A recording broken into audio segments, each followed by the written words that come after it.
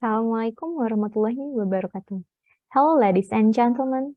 It's an honor to have the opportunity to address such a distinguished audience. Let me introduce myself. I'm Nurul Yunita, a candidate for Master of Civic Education at UPI Education University in Indonesia. As you can see on the screen, our topic today is civil society's freedom of expression in the public sphere, moral artist perspective. We thought it would be helpful to divide our talk into 5 main sections: introduction, literary review, methodology, result, and conclusion. I'll begin by filling you in the background of this study. In the August until September period of 2021, the media was heralded by the news of the removals of mural in several locations in Indonesia. Public order enforcers removed some of the murals identified as containing a lot of criticism as a form of an existence of the hand of the states. This abolition phenomenon is related to murals' role in people's lives. A mural, ideally a reflection of a freedom of expression and to get public space, is either an artist or a group of people who deliberately make a mural. Civic education look at the phenomenon from the perspective of implementing freedom of expression from the standpoint of mural artists. Let's now move on to the next slide, literary review. Matthew H. Kramer, 2021, in his book Freedom of Expression as Self-Restraint, described the phrase freedom of expression, commonly denoting the state of affairs that ensure from compliance by a system of governance with the principle of freedom of expression. And freedom of expression refers to specific legal or moral or institutional permission. Okay, let's move on to the next slide about research methodology. This study used a qualitative approach to describe the case of mural removal, then explore more deeply freedom of expression from the perspective of mural artists.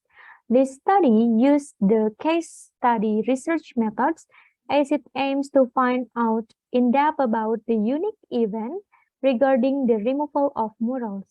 The selected research participants are mural artists from Bandung City. Bandung City was chosen because Bandung is known as a beautiful city in terms of urban layout and rich in culture.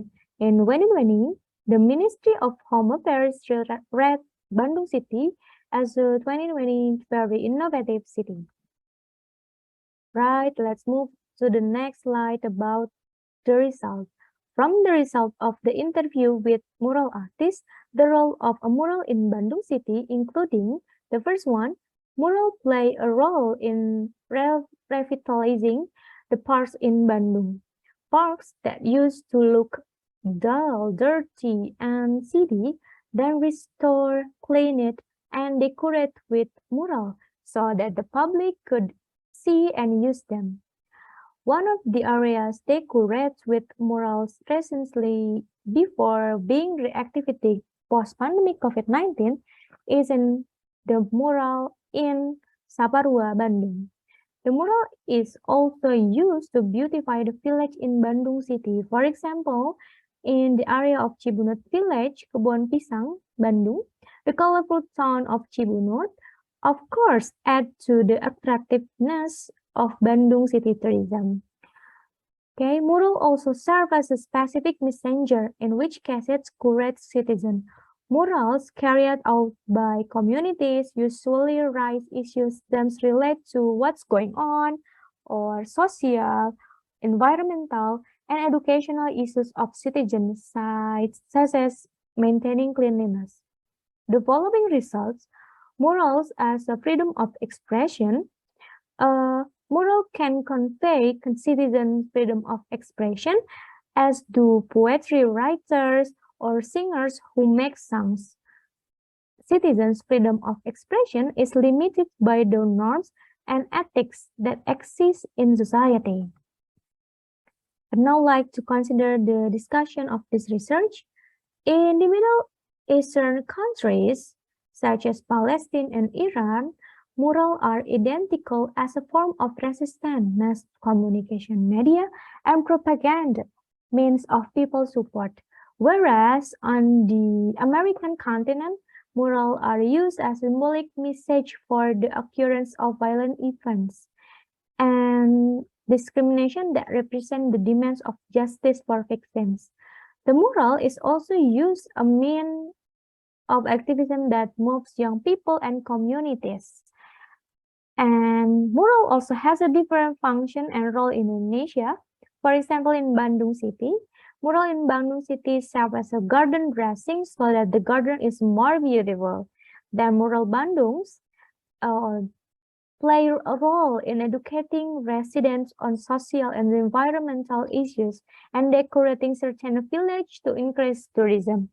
A mural can be judged as one of the means of expression of both individuals and community, which is its activities remain restricted and compliant with the norms and ethics prevailing in society.